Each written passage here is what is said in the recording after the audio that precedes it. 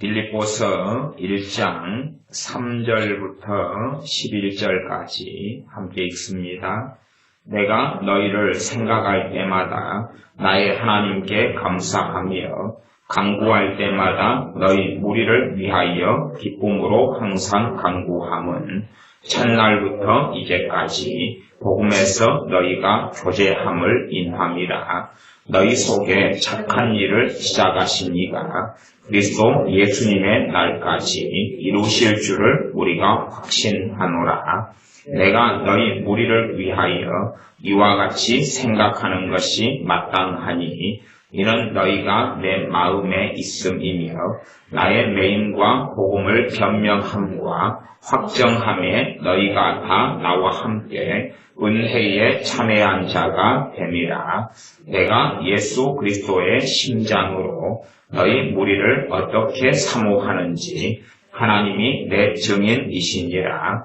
내가 기도하노라. 너희 사랑을 지식과 모든 총명으로 점점 더 풍성하게 하사 너희로 지극히 선한 것을 분별하며 또 진실하여 허물없이 그리스도의 날까지 이르고 예수 그리스도로 말미암아 의의 열매가 가득하여 하나님의 영광과 찬송이 되게 하시기를 구하노라. 아멘. 특별히 성경에 있는 기도들을 계속하여 시리즈로 살펴보고 있습니다. 지난번 시간까지는 에베소서 1장과 3장에 있는 사도 바울을 통하여 우리가 무엇을 기도해야 되고 정말 우리가 무엇을 사모해야 하고 우리 마음속에 어떤 지향점, 어떤 목표점을 가지고 살아가야 하는지, 또한 우리에게 정말로 가치 있고 중요한 영구한 가치가 있는 것이 무엇인지를 에베소서 1장과 3장의 기도들을 통하여 살펴보았습니다. 또한 나아가서 이제 빌립보서 1장에도 사도 바울이 교회를 위하여 기도하는 내용이 나와 있습니다. 특별히 빌립보서의 수신인들은 1장 1절에 보면 그렇게 나와 있습니다. 그리스도 예수님의 종 바울과 디모데는 그리스도 예수님 안에서 빌립보에 사는 모든 성도와 또는 감독들과 집사들에게 편지하노니, 대상이 성도님들, 감독들, 주의 종들, 집사님들, 그렇게 이 빌립보서의 수신인들이 된다 그럽니다. 그러면서 이제 1장 3절에 보면 내가 너희를 생각할 때마다 나의 하나님께 감사한다. 사람들을 생각하고 믿게 된 신자들, 예수님께 나온 빌립보 사람들, 교인들을 생각할 때마다 사도 바울의 마음 안에 하나님에 대한 감사가 있다 그럽니다. 왜 하나님께 감사합니까? 하나님이 아니시면 이들이 구원받을 수 없고, 하나님이 아니셨다면 이들의 마음이 하나님의 은혜에 감동되어 주님께 나올 수 없었기 때문이며, 전적으로 이들이 예수님의 사람이 된 것, 또 구원받은 백성이 된 것은 하나님으로 말미암아 그렇게 되어졌기 때문에 그러합니다. 1장 4절에 간구할 때마다 너희 무리를 위하여 기쁨으로 항상 간구함은, 첫째 이 1장 4절을 볼 때는 사도 바울의 기도가 간구라는 것을 알 수가 있습니다. 그냥 평이하게 지나가는 일로 기도하는 게 아니라 이 빌립보에 있는 성도님들, 또 감독들, 집사님들을 위한 기도도 간절한 간구의 기도를 통하여서 이 빌립보에 있는 이들을 위하여, 빌립보의 주님의 사람들을 위하여 간구했다 그럽니다. 그런데 어떻게 간구했냐 하면 기쁨으로 간구했다는 사실입니다. 기쁨으로 간구했다는 이야기는 이 빌립보에 있는 예수님의 사람들이 참 신앙생활을 잘했다 그 말입니다. 잘했다. 우리가 누구를 위해 기도할 때는 기쁨으로 간구할 수 있는 사람이 되느냐, 아니면 근심으로 기도할 수 있는 사람이, 아니면 아예 기도 자체가 안 되는 사람도 있습니다. 그 사람의 마음이 주님하고 떠나버리면 그를 위하여 간절히 기도하려 하지만 기도가 안 되는 것들을 우리는 경험합니다. 우리가 어떤 이들을 위하여 기도하려는 간절한 마음을 가진다 그래서 그 우리의 마음의 소원대로 성령 하나님께서 우리의 기도를 도와주시는 것은 아닙니다. 정말로 기본적으로 어떤 사람을 기도할 때에 성령 하나님께서 우리의 기도와 간구를 도와주시냐 하면 그들을 주께서 기뻐하실 때 그렇습니다. 나아가 주님께서 그들을 긍휼히 여기시는 사람일 때에 그렇습니다.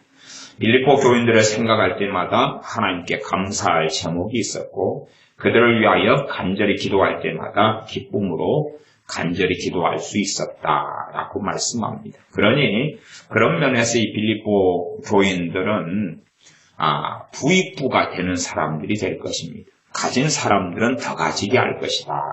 없는 사람들은 있는 것까지라도 빼앗기게 될 것이다. 이것이 주님의 명백한 뜻이며 전능하신 하나님의 명백하신 뜻입니다.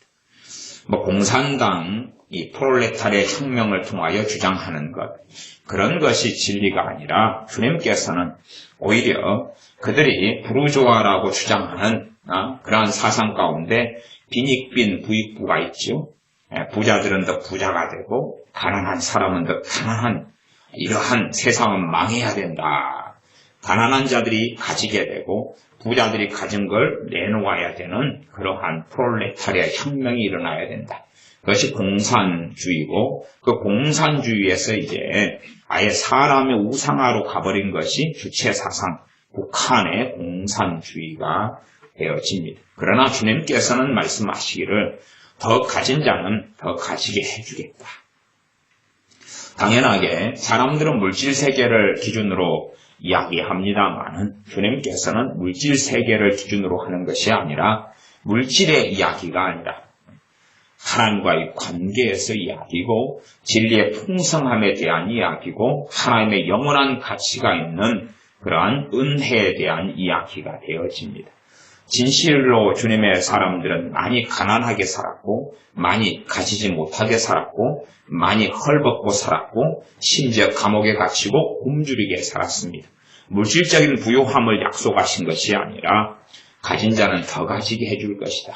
정말로 하나님과 관계가 가까운 사람, 그 은혜가 임한 사람은 더 깊은 은혜 속에서 이끌게 해주시며 주님을 사랑하는 사람은 더 많이 주님을 사랑할 수 있게 해주겠으며 성령의 역사하심이 있는 사람은 더 큰 역사하심과 인도하심이 나타나게 해주겠다 하는 것입니다.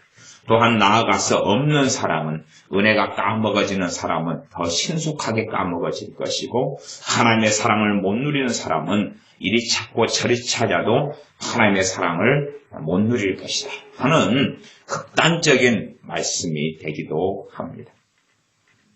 이렇게 깨어있는 빌립보 교인들을 위하여서는 더 가지게 해주시기 때문에 사도 바울 같은 일을 통하여서 기도하게 하시는 것입니다. 사도 바울 같은 일을 통하여서 빌립보 교회를 위하여 간절히 기도하게 하시는 것입니다. 왜냐하면 그들 안에 주님을 기쁘게 섬기는 그러한 것이 있었기 때문에 그렇습니다. 1장 5절에 보면 첫날부터 이제까지 복음에서 너희가 교제함을 인합니다. 1장 5절의 번역이 좀 어렵게 되어 있어서 감사하게 이 개역성경이 개정개혁판으로 번역이 되면서 개정개혁판에서는 좀 쉽게 번역을 해놓았습니다. 개정개혁판에서는 첫날부터 이제까지 복음을 위한 일에 너희가 참여하고 있기 때문이라 이렇게 번역했습니다. 그래서 복음에서 너희가 교제함을 인함이라 이러한 직역이 개정개혁판에서 볼 때에는 복음을 위한 일에 참여하고 있다. 첫날부터 이제까지. 저는 이제 복음을 위한 일에 참여하고 있다 하는 개정개혁판의 번역이 이 성경 본문의 번역의 여러 의미 가운데 하나라고 저는 봅니다. 정확한 번역이라고 보기보다는 복음에서 너희가 교제함을 인함이다의 의미 가운데 하나다. 그래서 우리가 성경 번역을 이 직역에서 의역으로 번역하다 보면 좀 더 뚜렷해지는 장점이 있지만 반면에 방향성을 잘못 잡으면 성경 말씀의 진리의 아주 풍성함을 축소시켜버리는 일들이 많이 있어서 그러한 어떤 면에서 의역의 가장 큰 단점이라고 말할 수 있습니다. 성경을 번역한 사람, 그것도 의역은 뭐냐 하면 의미 번역을 하는 것의 가장 큰 단점 중에 하나는 번역하는 사람이 하나님 말씀을 잘 이해하지 못할 때가 많고, 나아가서 하나님 말씀의 깊이 있는 의미 가운데 한 부분으로 번역을 치우쳐버릴 수 있는 그러한 큰 단점이 의미 번역 안에 존재하니, 우리가 그 단점을 잘 명심하는 가운데 의미 번역을 하는 성경들을 사용하는 것이 지혜롭게 될 것입니다. 복음에서 너희가 교제한다. 첫날부터, 그 첫날은 이들이 주 예수님을 믿게 된 날을 첫날이라 그럽니다. 이들이 주 예수님의 복음을 받은 다음에 주님 안에 거하기 시작할 때가 첫날이고, 그때부터 이제까지. 그러니 빌립보 교인들은 첫날부터, 믿기 시작한 날부터 주님 안에서 거해왔고, 주님을 사랑해왔고, 주님을 의지해왔다 하는 것입니다. 참 요즘에 현대에 믿는 사람들 보면 처음 믿을 때는 기쁨으로 믿고, 처음 믿을 때는 감사함으로 믿고, 때로는 처음에 질병의 고통과 경제적인 환란을 인하여서 주님을 믿게 된 사람들도 있습니다. 그러다가 질병이 치유가 되면 세상으로 가버리고, 또한 경제적인 극심한 어려움에서 믿게 되었다가 하나님께서 물질적으로 은혜를 주신 다음에는 다시금 세상으로 빠져버리는 사람들은 비일비재하고 아주 많습니다. 처음에 주님을 믿을 때의 그 간절한 마음, 진실한 신앙을 벗어나버리는 경우들이 많은 것. 그러나 빌립보 교인들은 그렇지 않기 때문에 이들을 위하여서 기도하게 하시는 것입니다. 여러분이 사도 바울 서신을 히브리서를 제외하고 13권으로 보신다면 13권에 있는 바울 서신의 대상은 당연히 교회들이 되어집니다.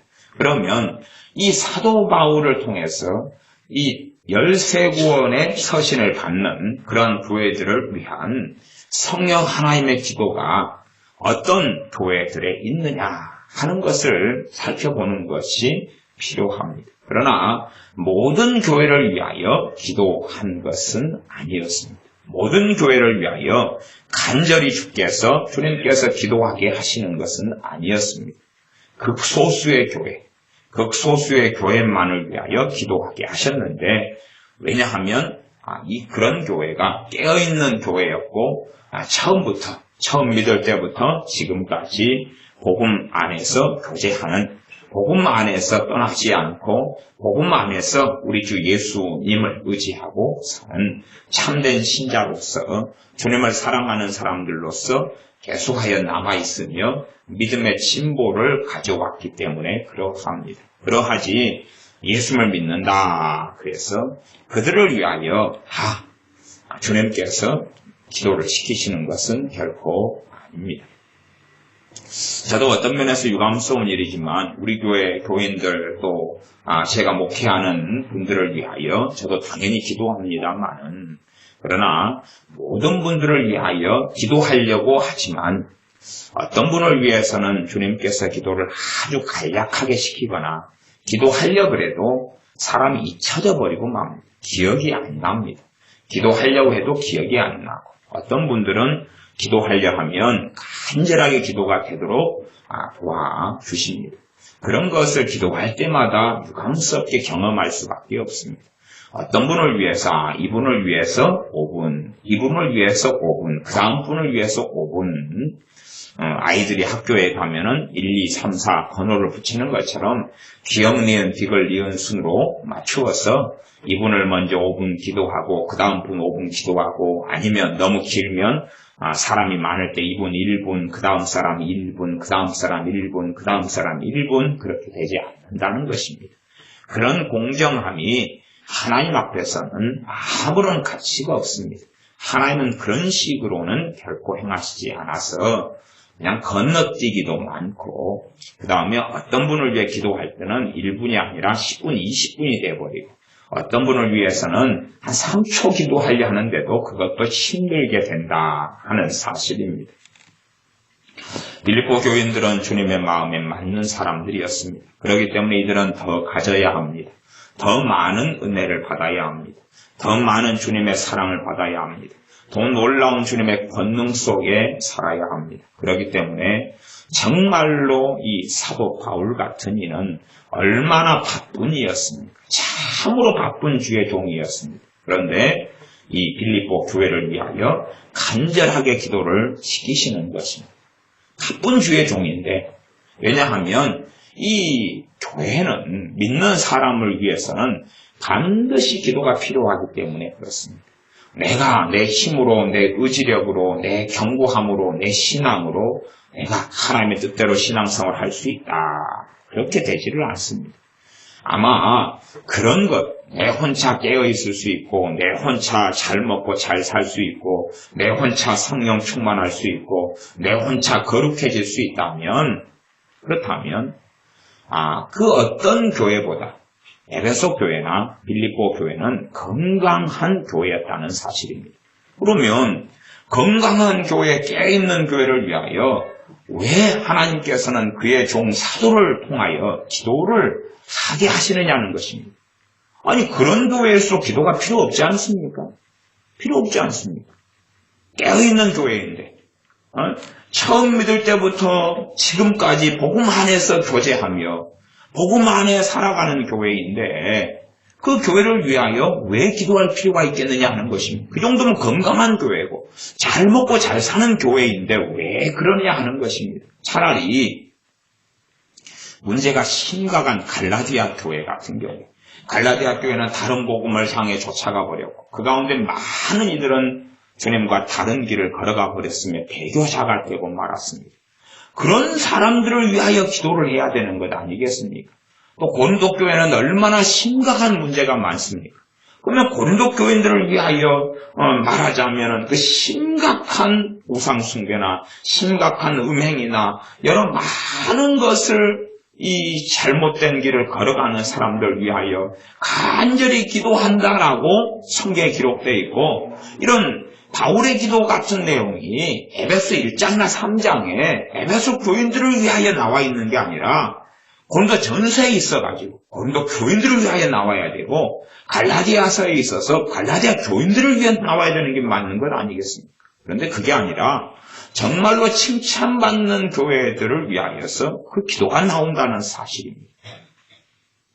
여러분이 동일하게요, 여러분의 자식이 있으면 여러분의 자녀를 위해 기도할 때 여러분은 경험을 잘 하시는지 모르겠습니다. 여러분이 아무리 과부하고 집착하고 애착하는 자녀라도 주님께서 그 자녀를 위해서 기도를 잘 시키시지 않는다는 사실입니다. 자녀가 한 5명이다 그러면 그 가운데 정말로 깨어있는 자녀, 주님을 사랑하는 자녀를 위한 기도만을 대부분 담아주신다는 사실입니다. 그리고 그렇지 않는 자녀를 위해서는 기도하려 하지만 자녀가 5이고 마음속에 두고 있다 그래도 깨어있지 않고 주님을 찾지 않는 자녀를 위한 기도는 사라져버리고 만다는 것입니다. 물론 기도는 정말로 주님과 관계가 없는 혹은 주님을 사랑하지 않는 자녀를 위한 기도는 30초도 취하기 힘들고, 심지어는요, 그 다음에 그 자녀를 위해서 걱정은 하루에 3시간도 할 수 있다 그 말입니다. 걱정은 3시간이 되는데 기도는 안 되는 것입니다. 근심은, 걱정은, 염려는 10시간도 되는데 기도는 안 되는 것입니다. 기도는 안 돼요. 하나님 앞에는 영적으로는 빈익빈 부익부입니다. 더 가진 자는 더 가지게 하시고 없는 자는 있는 것도 빼앗기는 것입니다. 공정한 기도라는 것, 하나님 앞에는 그런 건 없습니다. 공정한 기도라는 건 없습니다. 그 공정한 게 있다고 하면 그래야 되지 않겠습니까? 정말로 깨어있는 사람도 10년의 성령 충만 한 번 받으면, 지 멋대로 살아가는 사람도 10년의 성령 충만 한 번 받고, 안 그렇습니까? 깨어있는 사람이 1년의 성령 충만 한 번 받으면 멋대로 사는 사람, 소위 말하면 종교인이든 신자라고 하는 사람이든 그 사람도 1년의 성령 충만 한 번 받고, 가장 큰 은혜 중에 하나가 말씀을 깊이 있게 달콤하게 은혜 속에 읽는 것입니다.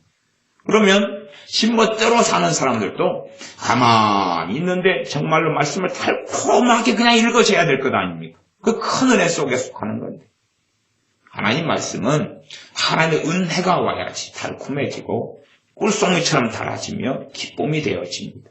하나님의 은혜가 없는 가운데 성경 읽기라는 것은 오히려 큰 함정 속에 빠지는 그러한 일이 되는 경우도 많습니다. 그래서 이 빌립보 교회가 처음부터 지금 믿을 때까지 복음에서 너희가 교제함을 인함이라. 복음에서 교제한다는 것의 한 가지 의미가 개정개혁판에서 번역했던 대로 복음을 위한 일에 참여하고 있다. 말하자면 선교 같은 것, 이런 것에 참여하고 있는 구체의 내용으로 개정개혁판이 번역했는데 저는 한 가지 의미에 불과하다. 그렇게 본다는 것입니다.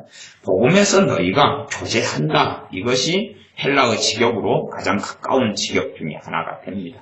복음에서 너희가 교제한다. 말하자면 다른 말씀으로 한다면 너희가 그리스도 안에서 살고 있고 그리스도 안에서 성령의 하나됨이 있고 그리스도 안에서 너희가 사랑하고 있고 섬기고 있고 그리스도 안에서 깨어있는 삶을 살고 있고 복음에서 교제한다는 것은 복음의 진리에 기반하여서 너희가 삶을 살고 있다 하는 것입니다. 복음에서 교제하니 그들의 가장 중요한 기초이신 우리 주 예수 그리스도의 복음에서부터 그들은 1층, 2층, 3층 믿음으로 자신들의 신앙을 건축하고 있는 사람들이라는 것입니다. 그래서 1장 6절에는 그렇게 담대하게 확신을 가지고 선포합니다. 너희 속에 착한 일을 시작하신 이가 그리스도 예수님의 날까지 이루실 줄을 우리가 확신하노라. 어떤 이가 스스로 착하게 살고 싶어서 어떤 이가 스스로 거룩하게 살고 싶어서 주님을 믿는 것은 아니고 참으로 우리 안에 착한 일을 시작하신 분이 계시지요. 우리 안에 선한 일, 착한 일을 시작하신 분이 전능하신 아버지 하나님이십니다. 전능하신 아버지 하나님께서 그의 거룩한 영 성령 하나님을 통하여 우리 안에 착한 일을 시작하셨습니다. 우리를 거룩해 하는 일을 시작하셨고 우리를 하나님의 말씀에 따라 사는 일을 시작하셨습니다. 그런데 다 이러한 시작된 일이 마감이 잘 되는 것은 결코 아닙니다. 마감이 잘 되는 것은 아니라 이 빌립보 교인들은 이 시작했던 것이 진척이 잘 되고 있다 하는 이야기입니다. 성령 하나님께서 충분히 역사하실 수 있는 이런 사람들이 되어져서 착한 일을 시작하시고 그리고 진도가 잘 나가는 것입니다. 믿은 지 3년, 5년, 7년, 10년 됐는데 점점 아름다운 실과를 맺혀가고 있는 사람들이었습니다. 그렇기 때문에 그리스도 예수님의 날까지 주님께서 재림하실 때까지 그 착한 일을 이루실 줄을 우리가 확신하노라. 그 착한 일이 주님께서 재림하실 그때가 되면 이루어져서 너희가 칭찬을 받게 될 것을 확신한다. 왜냐하면 지금 신앙생활하는 것을 보니까 지금 예수를 믿는 것을 보니까 그 확신을 가질 수 있고 그 사람들을 위하여 성령 하나님께서 기도를 시키시는 것을 볼 때에 그 담대함과 확신을 가지고 그렇게 선언할 수가 있는 것입니다. 여러분의 자녀 중에 하나가 공부를 안 합니다. 그리고 수업 시간에 도망을 갑니다. 선생님이 얘가 갑자기 수업 시간에 앉아있다가 사라졌어요. 어디 갔을까요? 집에도 안 왔는데요. 보면 PC방에 가 있습니다. 그래서 수업을 중간에 도망가고 월장을 해서 담 넘어서 도망갑니다. 수업 시간에 내내 앉아 좁니다. 그렇게 해서 또 친구들하고 학교에서 싸웁니다. 그런 아이를 볼 때에 우리가 당연하게 생각하는 것은 큰일이다 그런 것 아닙니까? 그런데 열심히 노력합니다. 수고합니다. 또한 성격의 날이 갈수록 올라갑니다. 그리고 발전해갑니다. 지식과 지혜와 학식이 더해갑니다. 그런 자녀를 볼 때에 장래가 있다. 마음을 놔도 되겠다. 그렇게 생각하지 않습니까? 그런 것입니다. 에베소에 있는 신자, 이 빌립보에 있는 그리스도인들, 예수님의 사람들을 사도 바울이 거기에서 전도하고 복음을 증거했는데 보니까 너희들에 대해서 내가 확신을 가진다. 너희들은 주님의 날에는 이루어질 것이다. 너희들이 주님 앞에 잘 서서 아름다운 결실을 하게 될 것이다. 나는 그런 확신을 우리는 가지고 있다. 라고 선언하고 있는 것입니다. 그러하지 1장 6절의 말씀이 신학이 되는 것은 아닙니다. 신학적으로 만들어서 너희는 무태 먹었고 너희는 온갖 죄 가운데 얽매여 있지만 그러나 너희는 나중에는 아름다운 자리에 설 것이다. 그런 이야기를 하고 있지 않고 누구에 대한 말씀입니까? 이 빌립보 교인들에 대한 확신이고 담대함이고 선언인 것입니다. 빌립보 교인 같은 자리에 있는 사람들을 위한 선언이고 선포가 1장 6절입니다. 1장 7절은 내가 너희 무리를 위하여 이와 같이 생각하는 것이 마땅하니 너희 무리를 위하여 이와 같이 생각하는 게 당연하다. 그 이유는 이는 너희가 내 마음에 있음이며 첫째는 내 마음에 있다. 내가 너희를 굉장히 사랑한다. 그런 말이지. 내 마음에 내가 너희를 굉장히 사랑한다. 근데 그 사랑은 사도 바울의 사랑은 사도 바울이 개인적으로 인간적으로 육적으로 사랑하는 걸 하는 게 아닙니다. 주님 안에 사랑하는 것이기 때문에 주님 안에 사랑하는 것만 마음에 이 사도에게는 남겨집니다. 성령 충만하고 깨어있는 사람이 누군가를 육적으로 사랑하려 하고 그러는 가운데 주님 앞에 엎드리고 주님 앞에 살아가면 그 육적인 사랑이라는 것, 그 대상도 사라져버리고 육적인 사랑도 사라져버리고 맙니다. 그러나 그가 주님 안에서 사랑할 때에 성령 하나님께서 그의 마음속에 그 사랑의 대상을 계속하여 남겨놓으십니다. 그리고 그를 위하여 기도하게 하시는 것입니다. 그렇게 사도 바울의 마음 안에 이 사람들이 있다는 것입니다. 사도 바울이 스스로 이 사람들을 막 생각하고 사모하고 하는 것 이전에 주님께서 사도 바울의 마음 안에 이 빌립보 교인들에 대한 사랑과 사모함을 다 각인시켜 놓은 겁니다. 자, 이들을 위해서는 너가 내게 올 때까지 기도해야 돼. 이들은 내가 정말로 사랑하는 자들이다. 이들은 정말로 나를 의지하는 자들이다. 그러니 너 기도를 통하여 그들을 도우라. 너 기도를 통하여 그들을 섬기고 사랑해라.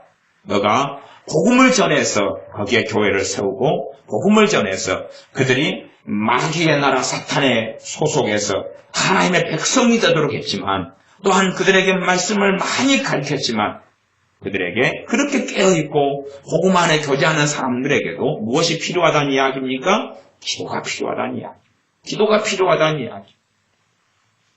사도 바울 당신이 기도 안 해줘도 나도 기도할 수 있어. 당신이 기도 안 해줘도 나는 깨어있을 수 있어. 그런 것이 아닙니다. 정말로 그게 맞았다면 성령 하나님께서 사도 바울을 통하여 빌립보 교인들을 위하여 기도를 시키지 않았을 것입니다.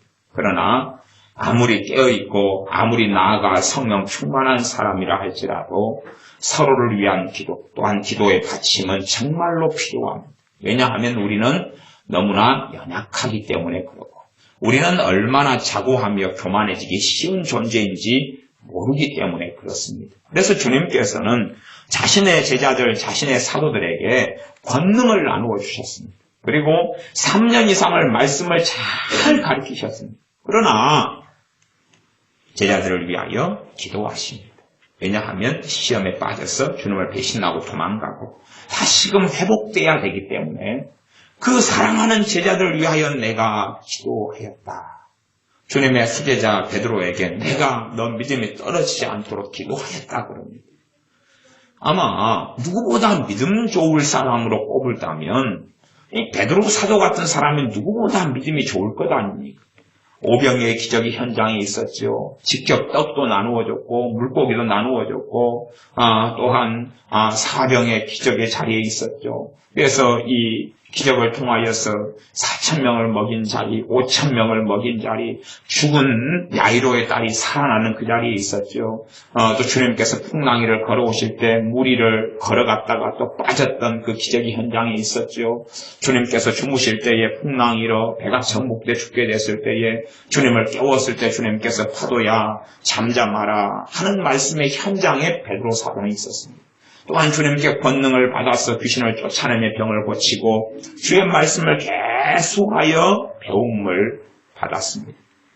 그러한 자리에 있던 사도라면 누구보다도 나는 그래서 사도 바울이 그렇게 생각한 것 아닙니까? 주님께서 죽는 데까지 나는 가겠습니다. 그런 것 아닙니까? 그러나 주님께서 베드로를 위하여 기도해 주지 아니하셨다면 과연 베드로가 일어섰겠느냐 하는 것입니다. 그가 주님을 배신한 다음에 정말로 주님께서 부르신 그 사명의 자리, 그 은혜의 자리, 주께서 원하시는 그 자리에 돌아왔을 수 있겠느냐 하는 것입니다. 돌아올 수 없었을 것입니다. 아무리 자신이, 그래서 베드로 사도는 어떤 면에서는 나는 주님이 죽으실 때 같이 죽겠습니다. 누구든지 다 주님을 배신해도 나는 배신하지 않겠습니다. 정말로 베드로 사도 정도 되면 그렇게 외칠 만한 그러한 수준이다라고 생각합니다. 얼마나 그가 주님께 많이 배웠고 그는 주님께 그렇게 말씀했습니다. 주님께서 정확하게 너 말이 맞다 그러셨는데 내가 주님을 위하여 모든 것을 다 버리고 주님을 따랐습니다. 너가 그렇게 했으니 영생을 얻지 영생을 반드시 얻을 것이다. 그리고 현생에서 100배나 받을 것이다. 하는 주님의 말씀을 들은 사람이 베드로 사도입니다. 그러하니 베드로 사도가 내가 믿음 안에 섰다라고 말한다면 얼마나 지극히 당연한 이야기가 되겠습니까? 그러나 베드로 사도라 할지라도 넘어지는 것이 얼마든지 가능합니다. 내가 홀로 나 성령 충만하다. 이러한 교회 중에 하나가 빌립보 교회인데 그 교회를 위하여 반드시 그 교회를 위하여 기도를 시키시는 것입니다.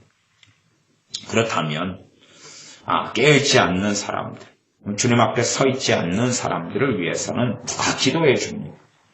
특별한 예외는 있습니다만, 특별한 예외는 있어요.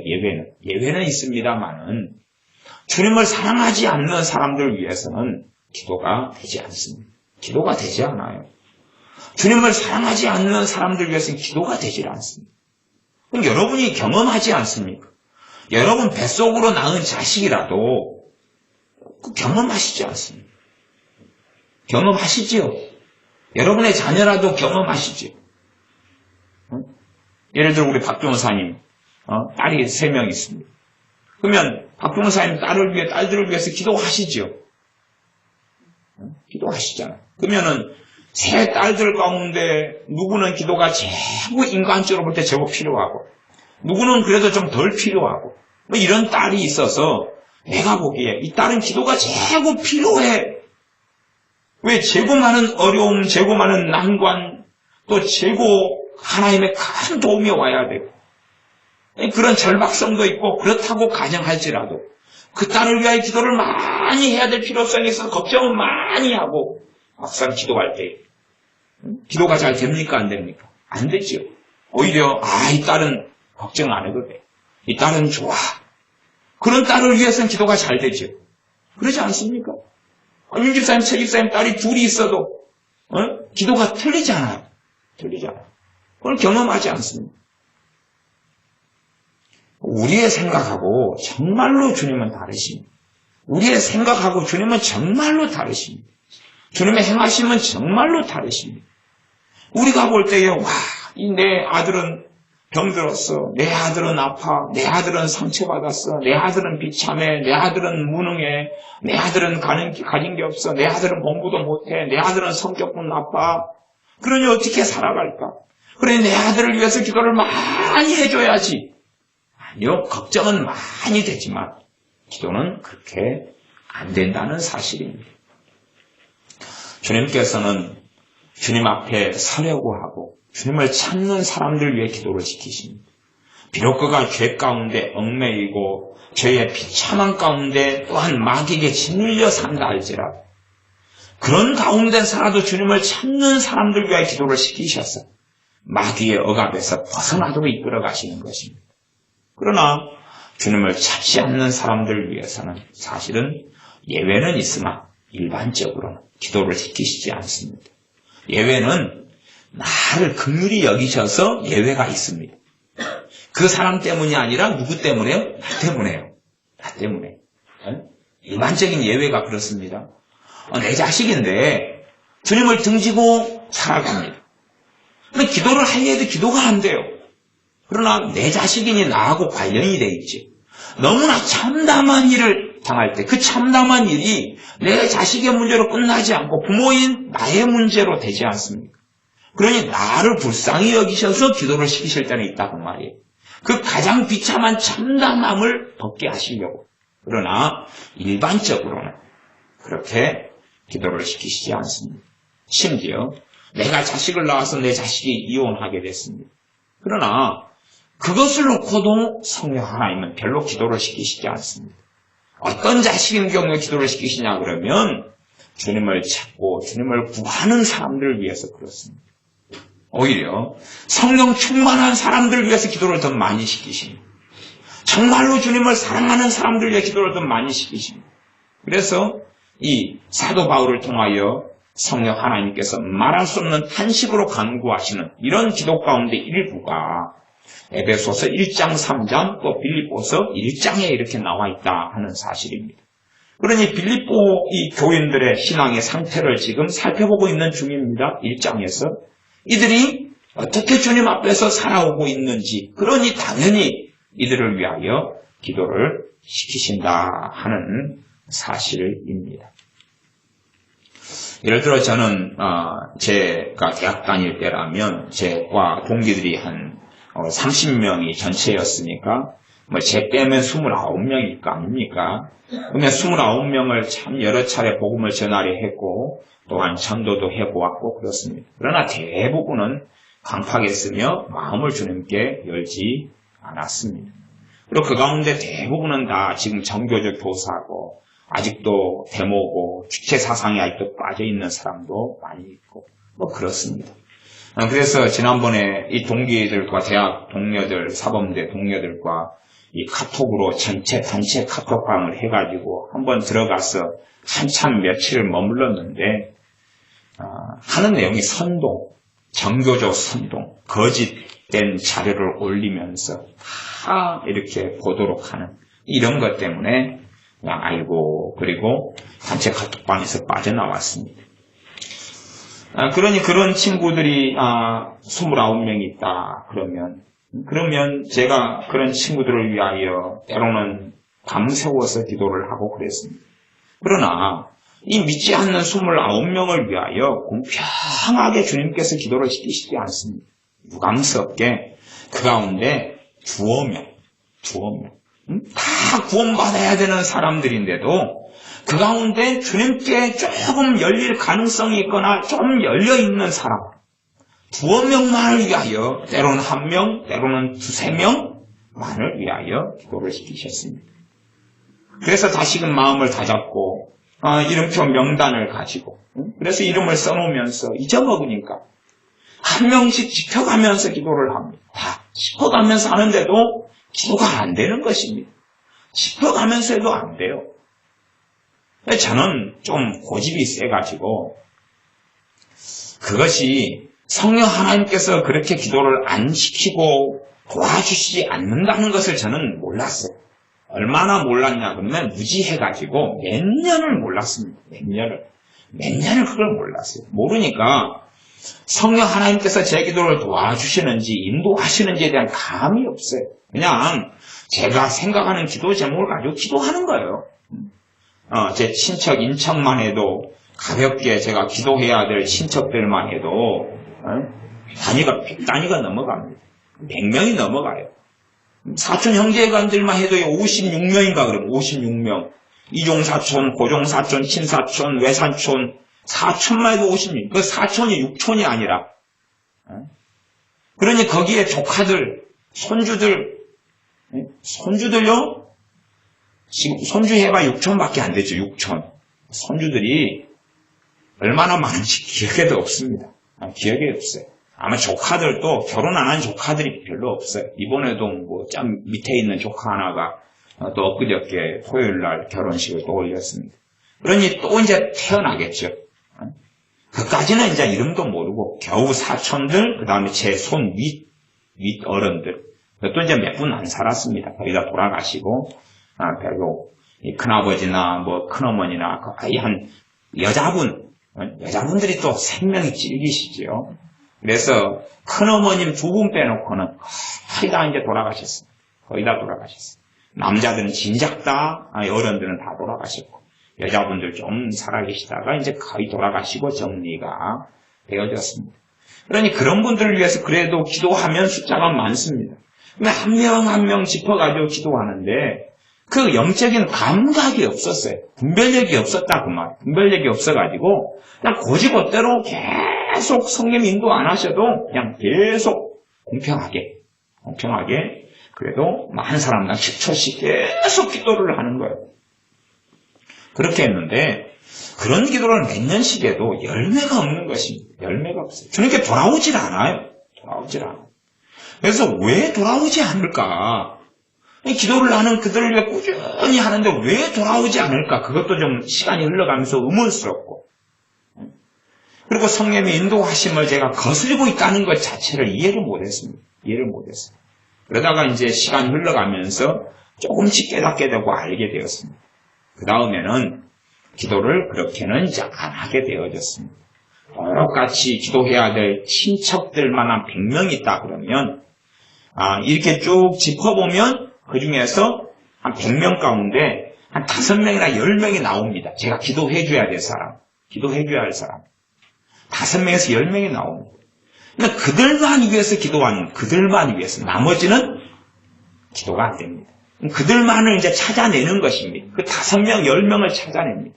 때로는 한 2명밖에 안 남습니다. 2명밖에. 그러면 그 사람들만 위해서 친척을 기도할 때는 그 정도 끝입니다. 그리고 이제 제가 기도에 대한 지혜를 얻은 것이 친척, 인척을 위해서는 각 개인을 위해서 기도하지 말고 그들 전체를 가지고 기도해라 하는 제가 기도에 대한 말씀을 전한 적이 있습니다. 그렇게 전체를 놓고 기도합니다. 그러면 그 기도가 해당되는 사람에게 그 기도가 쓰일 수 있다. 전체를 놓고 기도합니다. 100명 전체를 놓고 기도해요. 그 기도가 해당되는 사람을 위하여 그 기도를 주님께서 사용하실 수 있도록 그렇게 전체를 놓고 기도하고, 특정한 개인을 놓고 기도할 때는 찔러봅니다. 고구마가 익었는지 젓가락으로 찔러보는 것처럼 찔러보면 그 중에서 기도해야 될 사람들이 튀어나와요. 그들을 위해서 그걸 배우는데도 5년에서 10년 이상이 걸렸습니다. 얼마나 걸렸는지 정확히 모르겠지만 5년 안에는 배우지 못했습니다. 그렇게 기도하면서도 어떨 때는 이것이 몇 개월 사이로 기도가 계속했던 사람이 빠져나오고 새로운 사람이 들어가기도 하고, 하루아침에는 안 그럽니다. 꾸준하게 기도를 시키시는 사람은 기본적으로 몇 개월에서, 어떤 사람은 100명이다 그러면 그 중에서 5명을 기도를 시키신다 그러면 어떤 사람은 한 5년 내내 그 사람은 포함됩니다. 거기에 포함돼요. 어떤 사람은 한 달 기도시키다가 빠져버리고 새로운 사람이 들어오고, 이렇게 왔다 갔다 하지만 많은 변동을 가지지 않습니다. 또 특정한 때는 이런저런 사람 다 빼놓고 그 중에서 한 명에게만 말하자면 올인해서 기도를 시키실 때도 있습니다. 그렇게 이 분별하는 것도 시간이 참 필요하고 들어갑니다. 그러면서 이제 살펴보는 것입니다. 왜 이 사람을 위해서 기도를 시키시는가? 왜 그러시는가? 왜 다른 사람이 더 위급하고 더 비참하고 더 큰 하나님의 도우심이 필요한데 왜 그 사람이 아니고 저 사람인가? 저 사람은 겉으로 보기엔 평안하고 문제없게 보이는데 왜 저 사람인가? 그런 이유를 찾아볼 때 여러 가지 이유들을 발견하게 됩니다. 첫째는 그가 주님의 사랑하시는 자이기 때문이 첫 번째 이유고요. 첫 번째 이유. 아니, 주님의 사랑하시는 자는 당연히 주님을 그가 사랑하니까 구원받는 사람이잖아요. 구원받는 사람 이상 큰 복이 어디 있습니까? 그리고 신앙도 성장했고 안정적인데 그를 위해서 시키시는 것입니다. 믿음이 좋은데 그를 위해 시키시는 거예요. 그게 희한한 것이죠. 차라리 그 기도 똑같이 사람의 시간은 유한하기 때문에 그 시간을 강팍하고 악하고 어리석어지고 죄에 헤매고 있고 중독에 빠지고 노름 중독에 빠지고 알코올에 빠져있는 친척을 위해 기도를 시키셔야 되는데 특별한 예외를 제외하고는 안 그렇다는 사실입니다. 그래서 우리도 정말로 우리가 주님 앞에 깨어있는 삶을 살아야 되고 또한 우리도 넘어질 수 있기 때문에 그러나 정말로 감사한 것은 우리가 주님 앞에 서 있을 때에 우리의 넘어지는 일들을 위하여 우리 함께 지체된 형제들을 통하여 기도를 시키신다는 사실. 왜 성령님이 하나 되게 하신 것을 굳게 지켜라고 말씀하냐면 기도가 서로를 위한 기도가 흘러가기 때문에 그렇습니다.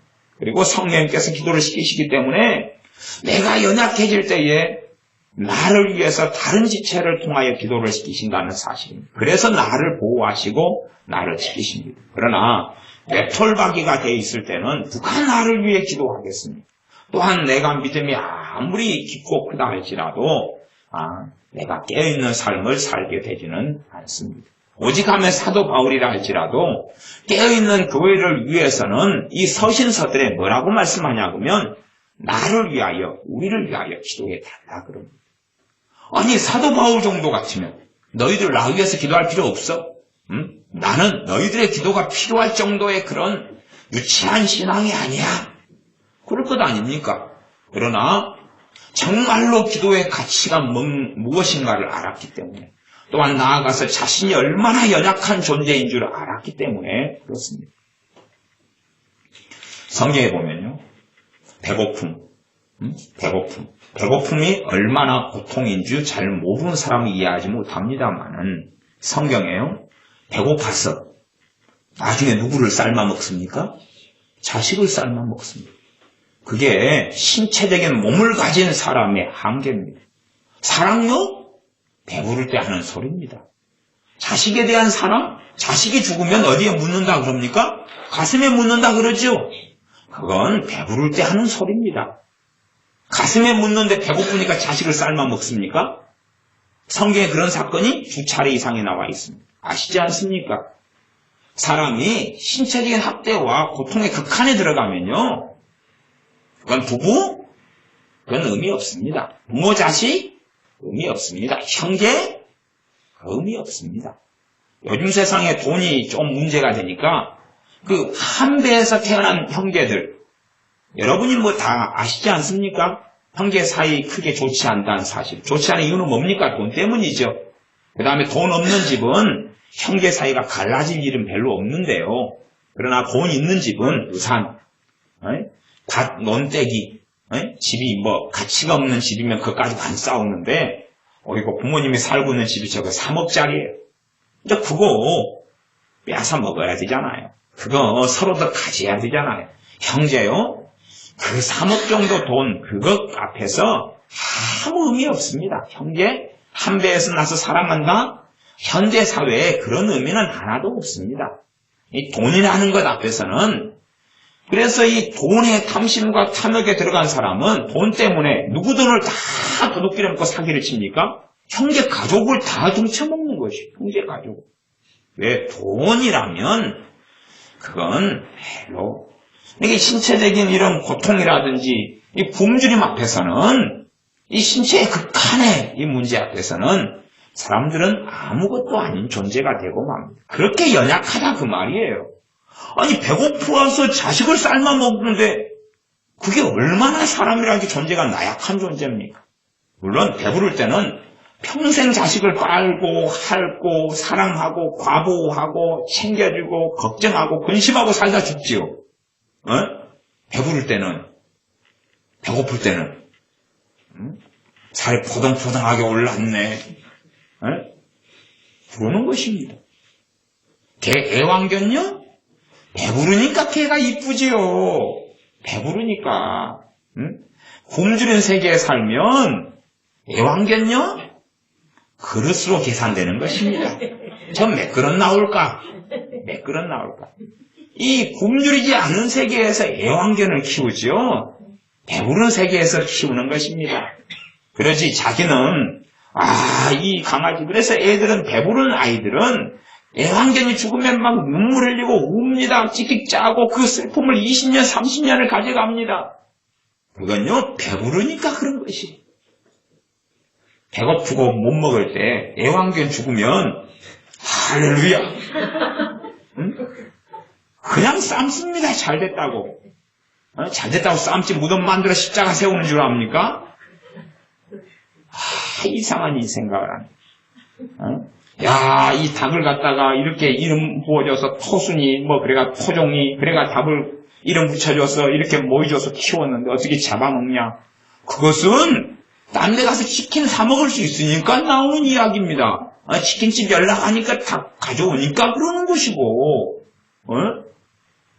치킨을 전혀 못 먹는 굶주림 속에 있으면, 도순이 언제 삶아 먹을까? 엄마 언제 먹어요, 저거? 쟤 언제 삶아 주실 거예요? 매형 오면 삶아 주실 거예요? 사위가 오면 삶아 준다는데, 씨암탉 잡는다는데, 토순이 삶아 주실 거예요? 토종이 삶아 주실 거예요? 그런 것입니다. 사람은 정말 연약한 존재입니다. 자신이 대단한 존재라고 생각하지만 그것은 하나님 말씀으로 확인하세요. 주님께서 친히 말씀하시기를 대환란의 때를 감하지 아니하시면 구원 받는다고 그랬습니까? 못 받는다고 그랬습니까? 아무도 구원 받지 못한다고 그랬습니다. 대환란의 그 심각한 고통, 고난 속에 들어가면 다 주님을 부인해버리게 됩니다. 그래서 너희는 기도해라. 환란의 날들이 감해지도록 기도해라 라고 주님께서 시키셨다 그 말입니다. 그러지 나는 위대한 사람이에요. 나는 거룩한 선지자예요. 나는 목사고 주의 종이에요. 그러니 나는 내 믿음을 지킬 수 있어요. 그건 자신의 본질을 알지 못하는 교만함이고 오만함입니다. 그래서 선줄로 생각하는 자는 넘어질까 주의하라 말씀하신 것입니다. 우리는 서로를 위한 기도가 없이는 또한 내가 깨어있지만 깨어있을 때는 내 형제를 위해 기도하고 또한 누가 깨어있을 때 그는 또한 다른 지체를 위해 기도해서 서로를 위한 디딤돌이 되어주고 의지체가 되어주고 붙잡는 침목이 되어주어야 합니다. 그렇게 성령 하나님께서는 사람의 형제들의 기도를 통하여서 그의 자녀를 세우고 돌보고 끝까지 견고하게 하나님 나라에 들어가게 하시기를 원하시는 것입니다. 그렇게 해서 서로를 위한 기도들로 채우시는 것입니다. 아무를 위한 기도가 되지는 않습니다. 아무 나를 위한 기도가 되지는 않습니다. 7절 계속 읽어가 보겠습니다. 이와 같이 생각하는 것이 마땅하니 첫째는 이는 너희가 내 마음에 있음이며 그래서 마음에 있는 것이 누가 마음에 있게 하시는 거라 했습니까? 주님께서 거룩하신 성령 하나님을 통하여 그들이 빌립보 교인들이 사도 바울의 마음 안에 있게 하시는 것입니다. 나아가서 나의 매임과 복음을 변명함과 확정함에 너희가 다 나와 함께 은혜에 참여한 자가 됨이라. 이것이 이제 구체적으로 아마 개정개혁판에서 1장 5절을 그렇게 번역한 복음을 위한 일에 참여하고 있기 때문이다. 이런 식으로 번역한 이유가 아마 1장 7절 하반절의 논리성 때문에 그걸 선택하지 않았는가 그렇게 생각합니다. 요즘 번역은 자꾸만 이 논리적 흐름을 따라 번역하려는 이성적인 논리적 흐름을 따라 번역하려는 경향이 현대 번역에서는 아주 강하고 아주 많기 때문에 그러합니다. 나의 매임과 복음을 변명한 것 확정함에 너희가 다 나와 함께 은혜에 참여한 자가 됩니다. 나의 매임은 사도 바울이 감옥 안에 있는 것을 이야기하죠. 감옥 안에 주님 때문에 감옥 안에서 고통을 당할 때 그럴 때 사도 바울과 함께 있고 그의 고난에 동참하고 있고 또 복음을 변명한다. 또 복음을 확정한다. 감옥에 있어서 복음 때문에 고통을 받을 때에 모르는 사람이다. 외면하지 아니하고 함께하고 함께 고통과 짐을 짊어지고 나아가서 복음을 증거할 때에 함께 동참하며 함께 복음을 위하여 선한 싸움을 싸운 사람들이 빌립보 교인들이라는 사실입니다. 나아가서 정말 참된 은혜가 뭐냐? 주님의 복음의 영광, 복음의 복음을 변명하고 복음을 증거하는 일에 내가 서 있다는 자체가 은혜라는 사실입니다. 그게 가능하다는 것 자체가 은혜고 핍박을 때문에 도망가지 아니하고 그 자리에 견고하게 서 있을 수 있다는 것이 은혜고 그 은혜에 너희가 참여하고 있다. 그렇기 때문에 너희를 위하여 나는 담대함을 가지고 있고 확신을 가지고 있고 너희를 위하여 간절한 기도를 하고 있다 하는 사실입니다. 1장 8절 내가 예수 그리스도의 심장은 마음이죠. 너희 무리를 어떻게 사모하는지 하나님이 내 증인이시니라. 예수 그리스도의 마음으로 그랬죠. 예수 그리스도의 마음을 품으라. 주 예수님의 마음은 내가 품으려 한다 해서 품어지지는 않습니다. 성령 하나님께서 품게 하시고 내가 품으려고 할 때에 성령 하나님께서 주 예수 그리스도의 마음을 품도록 역사하시고 도와주셔야 됩니다. 도와주셔야 되지 내 사사롭게는 사실상 가능하지 않습니다. 주께서 이 빌립보 교인들을 위한 그러한 사모하는 마음과 심령을 주셨고 그것을 가지고 살아왔고 그리고 그 증인이 하나님이시라 말씀합니다. 구체적으로 이제 1장 9절부터 11절까지가 이들을 위한 기도입니다. 이들을 위한 기도입니다. 그 앞에는 감사 기도가 있었다 그랬죠. 1장 3절에는 그들을 위한 감사 기도가 있었다 그럽니다. 왜요? 모든 일을 이루시고 행하시는 이가 하나님 아버지이시기 때문에 그러합니다.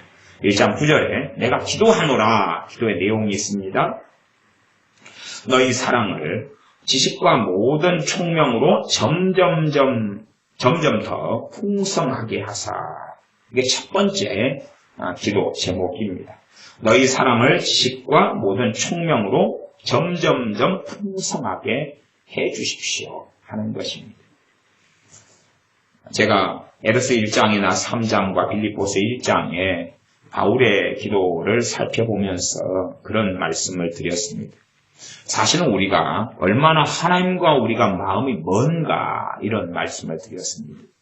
하나님께서는 우리에게 정말로 이러한 내용이 필요해서 우리에게 이것을 주기 원하셨어요. 그의 종을 위하여 그의 사도를 통하여 기도하시는데 우리는 별로 원하지 않는다는 것입니다.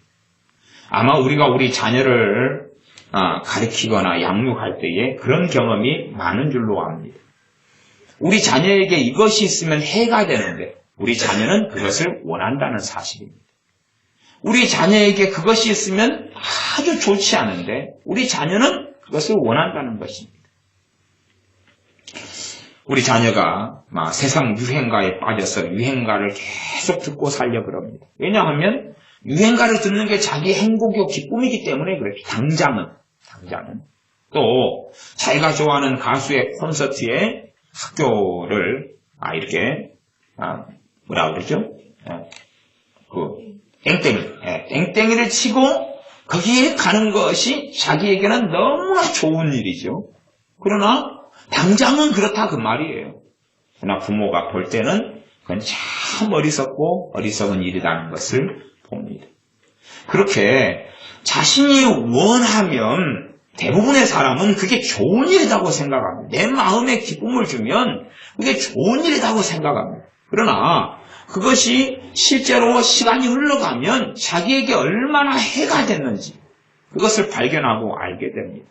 마찬가지로 우리들이 어떤 것을 놓고 기도하고 어떤 것을 사모하고 어떤 것들을 원하지만 하나님 아버지의 지혜에서 볼 때는 그것이 내게 유익을 가져오는 게 아니라 손해를 가져오는 많은 일들이 있습니다. 경제적인 어려움을 우리가 당합니다. 그러면 우리는 그렇게 생각하지 않습니까? 빨리 올해 안에 경제적인 어려움을 해결해 주십시오. 그러면 우리가 너무 평안할 것입니다. 이렇게 걱정하지도 않고 노심초사하지도 않고 이렇게 평안할 것입니다. 그렇게 생각하고 올해 안에 경제적인 어려움을 해결해 달라고 간절히 기도합니다. 기도하다 보니까 이제 기도원이라든지 아니면 어떤 부흥사라든지 어떤 목회자라든지 등등이 그렇게 피하라고 광고합니다. 내 마음에 딱 맞게 당신이 집회만 참여하면 경제적인 문제를 해결할 수 있습니다.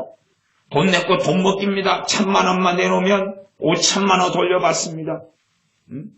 그런 거. 그래서 우리 집사님도 전에 경험했다 그랬습니다.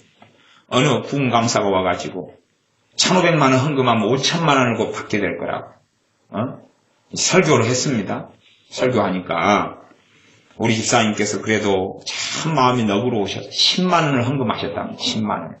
그랬더니 그분이 부르더랍니다. 부르면서 하는 이야기가 당신이 내 이야기를 제대로 이해하지 못했다고. 지금 10만 원 하라는 게 아니라 1,500만 원 하면 5천만 원을 받게 된다고. 그건 신기한 이야기가 아닙니다. 그건 교회의 악인데요. 교회 가운데 만연하는 이야기입니다. 만연하는 이야기. 참 슬픈 일입니다.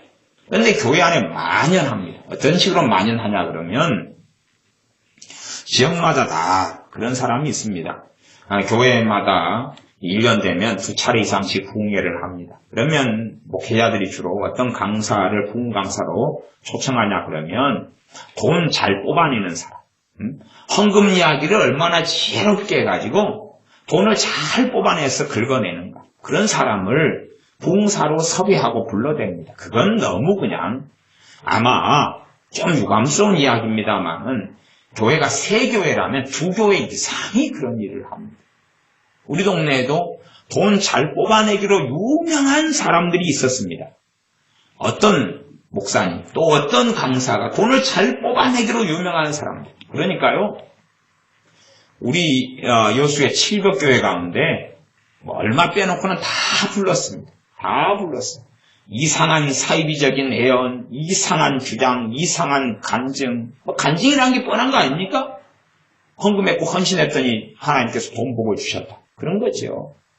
그런 것을 계속하면 막 충동이 일어나고 너무나 감흥이 나타나서 감동을 받아서 정서 빼가지고 집 빼가지고 합니다. 이런 일들이 너무나 흔해 빠져가지고 그것이 어디에 홀리고 잘못됐다는 것 자체를 이해하지 못합니다.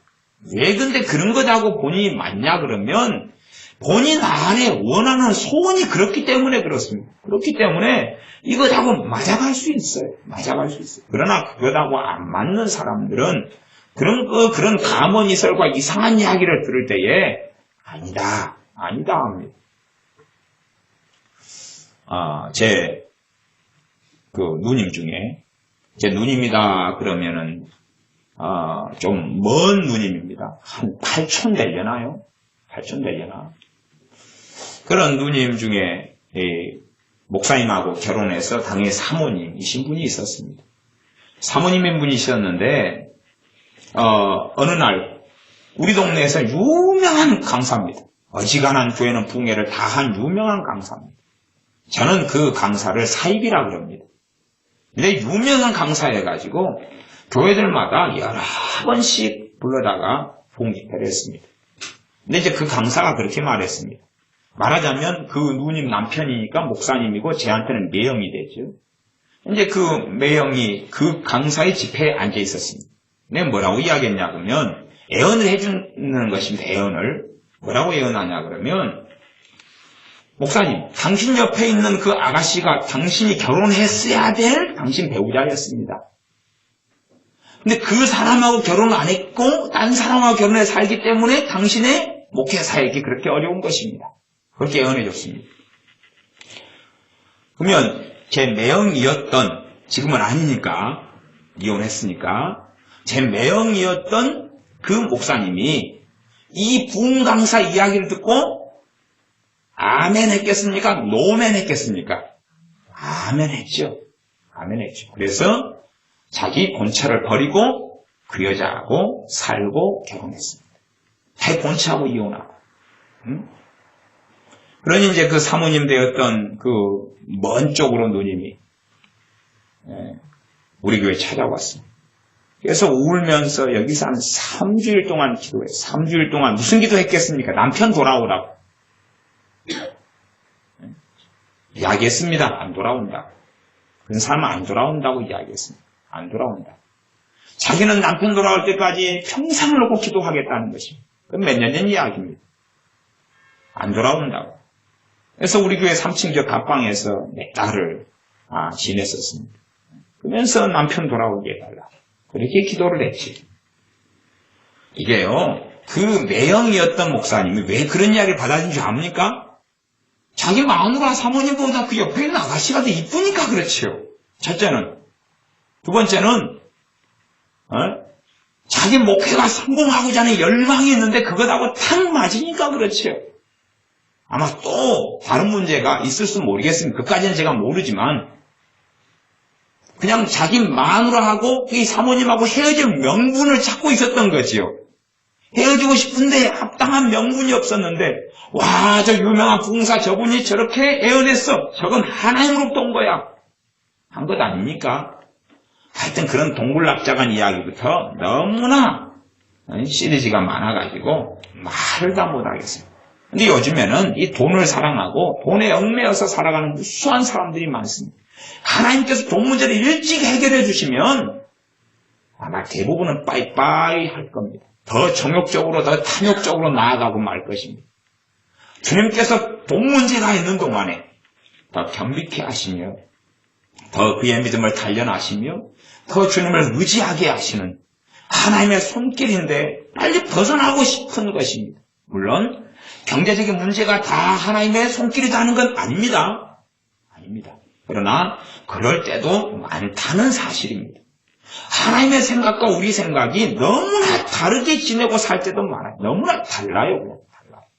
그래서 우리가 이러한 사도 바울의 기도는 단지 사도 바울의 기도가 아니라 나아가서 본질적으로는 하나님께서 성경을 통하여 너희가 정말로 이 기도를 하고 살아야 된다.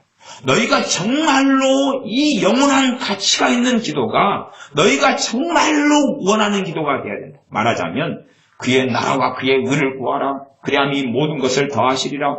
그의 나라와 그의 의를 어떻게 구합니까? 이런 기도 제목이야. 이런 내용이야. 라고 가르쳐 주시는 겁니다. 어떤 사람은 하나님께서 그랬다 그럽니다. 산상수훈만 읽어라 다 된다. 산상수훈 마태복음 6장 33절을 읽어보십시오. 그의 나라와 그의 의를 구하라. 그래야만 이 모든 걸 더하시리라. 이제 그의 나라와 그의 의를 구하라. 그럼 그의 나라, 하나님의 나라와 하나님의 의를 어떻게 구하는 건지 다른 말씀으로 설명되지 않으면 어떻게 알아요, 자기가. 혼자 거기서 이제 소설 쓰고 앉아 있어야 됩니다. 하나님의 나라를 어떻게 구할까요? 하나님의 의를 어떻게 구할까요? 소설 쓰고 있어야 됩니다. 그러나 다른 말씀, 이러한 사도 바울 서신 같은 걸 보면 그 구체적인 내용들이 나와 있습니다. 다른 말씀을 빼버린 다음에 이상한 세계 속에 들어가면 안 되는 것입니다. 첫 번째가 1장 9절에 너희 사랑을 지식과 모든 총명으로 점점 더 풍성하게 하사. 그러면 사랑을 한다. 하나님의 사랑을 깨닫고 알고 사랑이신 하나님을 알고 나아가서 내가 사랑한다. 서로 사랑하라. 이웃을 사랑하라. 형제를 사랑하라. 사랑을 한다. 거기에 뭐가 필요하다는 이야기입니까? 지식과 총명이 필요하다는 사실입니다. 그러면 지식은 참된 지식을 이야기합니다. 사랑 안에 뭐가 있어야 하냐 그러면 지식이 필요하다는 사실이에요. 그냥 무조건 사랑하면 되는 것은 안 된다는 사실입니다. 무조건 사랑하면 된다고 생각하는데 그것이 사랑이 아닌 경우가 많습니다. 우리 교회 집사님 중에 한 분이 그런 이야기를 하셨어요. 우리 현수 엄마 집사님께서 현지가 얼마나 이쁩니까? 사랑스럽고 그러죠? 현지가 얼마나 사랑스럽죠. 저한테는 더 사랑스럽죠. 예배당에 오면 저한테만 쫓아와서 안겨주니까 한번 안아주면 또 갔다가 또 조금 있다가 모사님 그리고 또 달려오고 저는 너무 좋습니다. 근데 얘가 너무 사랑스럽게 행하니까 다른 유치원에서는 더 또 잘해요. 그러니까 유치원에서는 마마 넘버 원입니다. 현지가. 그런 유치원인 다른 엄마들이 보고 하는 말, 이 딸만 되면 나도 키우겠다는, 이 정도 딸만 되면 키우겠다는. 솔직히 그 정도 현지가 되려고 현지 나름대로도 고생을 참 많이 한 걸 알지 않습니까? 그 딸을 만든 것은 기도하면서 엄마가 잘 양육하고 만든 것이지 그냥 가만 놔두니 그 딸이 나온 게 아니지 않습니까? 그런데 이 사람들은 운명론적으로 생각하면 지 자식들은 지가 망쳐놓은 걸 모르고 그런 다음에 이 딸만 같으면 키우겠다는 것이니 얼마나 황당한 주장이며 황당한 소리입니까? 그러면 왜 지자식들을, 그 유치원 어린아이 지자식들을 부모들이 망쳐놨느냐 그 말입니다. 자기들은 사랑한다고 한 것이에요. 뭐가 없이요? 지식이 없이. 지식이 없는 사랑입니다. 진리에 기반하지 않은 사랑입니다. 나아가서 총명이 없는 사랑입니다. 총명은 거의 이 총명이라는 단어가 잠언에 많이 나와 있는데, 총명을 이 지혜와 첫째는 연결된 단어고, 두 번째는 일반적으로 이해력이나 분별력을 총명이라고 합니다. understanding 이렇게 영어로는 번역할 때가 많습니다. 분별 있는 사랑을 해야 된다 그 말이에요. 지각 있는 사랑을 해야 된다 그 말이에요. 지식 있는 사랑, 그 다음에 총명 있는 사랑, 총명을 지혜로 번역할 때도 있습니다. wisdom, 지혜 있는 사랑, 분별력 있는 사랑을 해야 된다는 것입니다. 저는 제가 노숙자들을 헌금하고 노숙자들을 도와준 일들이 많이 있기 때문에 그런 이야기를 간혹 말씀드렸습니다. 그러면 노숙자들이 돈을 달라고 올 때에 저는 분별력 없는 사랑을 참 많이 했습니다. 그냥 내가 가진 최선을 다해 도와주고 사랑하면 된다라고 생각했습니다. 그래서 최선을 다해서 도와주고 구제해주고 돌봐준 다음에 이제 그들을 보내놓고 그 다음에 하나님께 기도합니다. 물론 저는 그 노숙자를 놓고 기도하지도 않고 그 사건을 놓고도 기도하지도 않고 그냥 일반적으로 하던 다른 기도를 합니다. 평상시 하던 대로. 그들은 헌금이나 가능한 대로 음식이나 힘이 되는 대로 섬겼으니까 그냥 지나가는 사람이고 그 다음에 이제 기도를 그냥 합니다. 보통 하던 대로. 무릎 꿇고 기도를 하면 주님께서 그걸 가지고 책망하시는 겁니다. 갑자기 뜬금없이. 제 양심권에는 저는 잘했다. 제 양심에서는 이 정도면 잘했다. 뿌듯하다. 이게 왔는데 하나님께 엎드려 기도할 때는 제가 상상도 하지 못한 그 노숙자를 도와준 것 가지고 저를 책망하시는 것입니다. 그러니 이게 얼마나 황당합니까? 그러면서 몇 년이 흐르면서 내가 지식 없는 사랑을 했구나. 내가 총명 없는 사랑을 했구나. 그리고 몇 년을 지나면서 조금씩 배우게 됐습니다. 많은 사람들은 지식 없는 사랑을 하고 총명 없는 사랑을 합니다. 그래서 이 중요한 기도가 너희 사랑을 지식과 모든 총명으로 점점점 풍성하게 하사 그 가운데 한 단계 풍성해지고 자라가야 된다. 사람들이요 다 다른 사람 마음이 내 마음 같은 줄 압니다. 그래가지고 무슨 사랑을 하냐 그러면 그걸 순진한 사랑이라고 해요. 순진한 사랑. 순수한 사랑 말고요. pure love가 아니라 순진한 사랑. 바보 같은 사랑이다 그 말이죠. 바보 같은 사랑. 상대방을 믿어버리는 사랑. 있죠?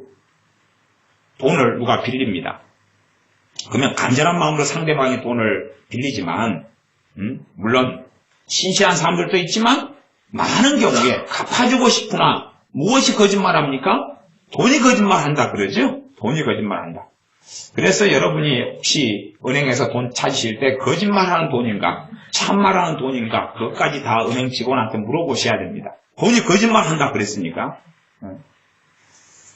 그래서 어쨌든 간절한 애원하는게 돈을 빌렸다가 갚을 때가 되면 이제는 그때 되면 모든 인간관계가 틀어지고 망가지고 그리고 거짓말에 형편이 안 되는 그런 경우가 꼭 있습니다. 그러나 더 많은 경우는요 실제로 갚을 의사가 없습니다. 그러면서 빌리는 많은 사람들이 있습니다. 갚을 의사를 안 가지고 있어요. 막연하게 자기에게 자기가 진일보하고 장래와 미래를 열어가면서 돈을 빌리는 게 아니라 당장 위기를 모면하려고 빌리고 위기를 모면한 다음에 그 다음에 이제 또 자기식으로 계속 살아나가는 가운데 돈을 빌립니다. 그런 사람들을 돈을 빌려주는 것 이것은 무지한 무주몽매한 사랑이 됩니다. 이건 진정한 사랑이 아닙니다.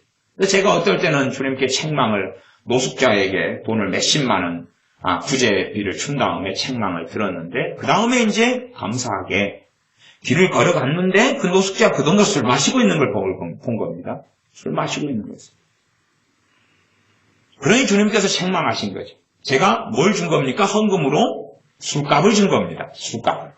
헌금으로 술값을 준 겁니다. 술값을 준 거예요.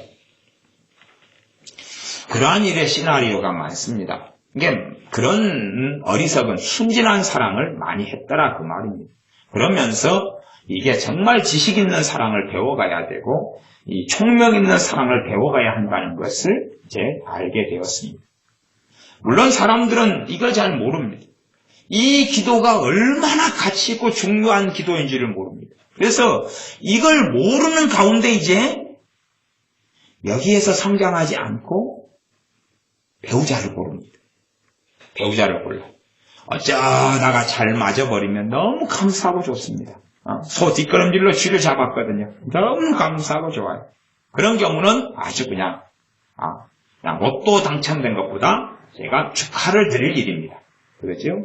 그런데 우리의 그 사랑이 지식과 총명으로 풍성하게 되지 않은 상태에서는 젊은이들 이야기입니다. 이제 결혼한 여러분의 인생을 가지고 후회하지 마시고 찬양하고 감사를 하십시오.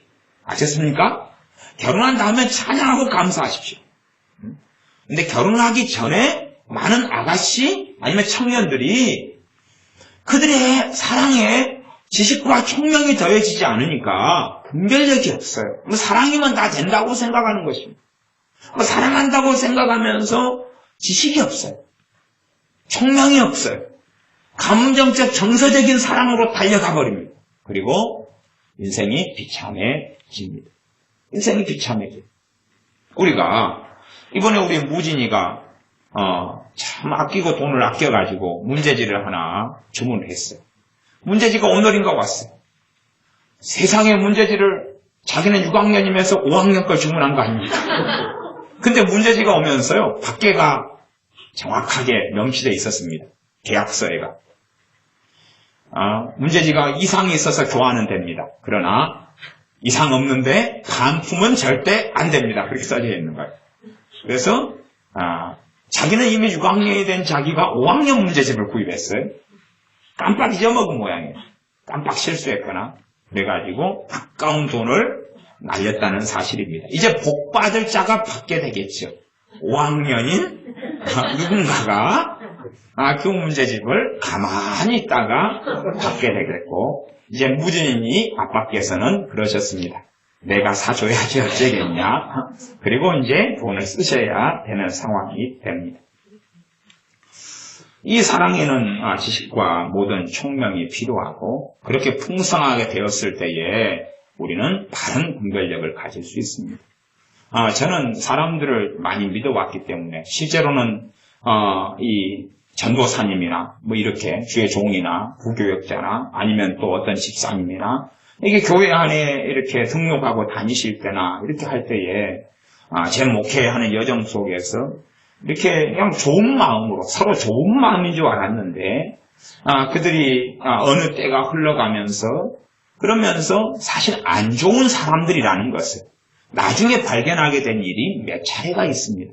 그때 아마 제가 당하는 고통 때문에 제 머리에가 그때 거의 다 빠졌어요. 저는 이 머리가 이렇게 행한 사람이 아니었습니다. 진실로 말씀드리면 꽤 그래도 수십 많은 유형은 아니지만 행한 사람은 아니었는데 그것 때문에 고통을 받으면서요. 스트레스가 어떻게 머리를 빠지게 하는가를 제가 알았습니다. 자고 일어났더니요. 베개맡에가 머리가 쑥이 빠져 있는 거예요. 진짜를 제가 경험했습니다. 그렇구나. 또 자고 일어났더니 베개가 머리가 또 빠져 있는 거예요. 그냥 보통 때 머리 감을 때 빠지는 게 아니고 자고 일어났더니 빠져 있고 빠져 있는 거예요. 뭘 그 휑하게 빠져버리더라고요.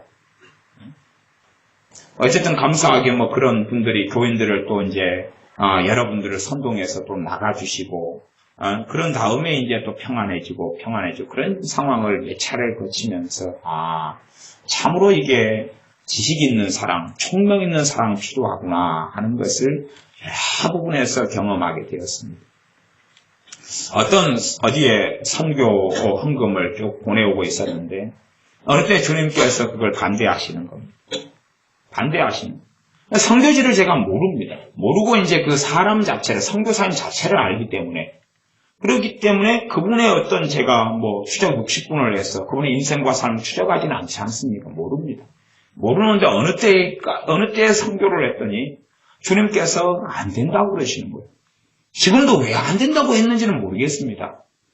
그러니 우리가 얼마나 많은 부분에 우리의 사랑이 맹신적이고 맹목적이며 감성적이며 정서적이며 또한 때로는 순진한 사랑 속에 들어가는지 모릅니다. 그래서 우리가 사랑 가운데 성장해 가야 됩니다. 이 사랑을 이야기하는 사도 바울이요, 디모데 후서 같은 데는 이렇게 말씀합니다. 이것이 이 총명 있고 지식 있는 사랑이라는 것을 생각해 볼 수가 있습니다. 제가 디모데 후서 마지막 장인데 제가 그 부분을 한번 읽어보겠습니다. 4장 14절입니다. 부리장색 알렉산더가 내게 해를 많이 보였으며 주께서 그 행한 대로 저에게 갚으시리니 너도 저를 주의하라. 사도 바울이 순교당하기 직전에 쓴 서신이 디모데 후서입니다. 그러면 순교당하기 직전에 성령 하나님의 역사하심과 성령 충만 가운데 쓰여진 것입니다. 이 부리장석 알렉산더를 저주하는 이야기가 아니라 이 부리장석 알렉산더가 사랑의 대상이 아니라는 사실입니다. 사도 바울이 사랑해야 될 대상이 아니라는 사실이고 디모데도 사랑의 대상이 아니라 어떤 대상이란 것입니까? 주의해야 될 대상이라는 사실입니다.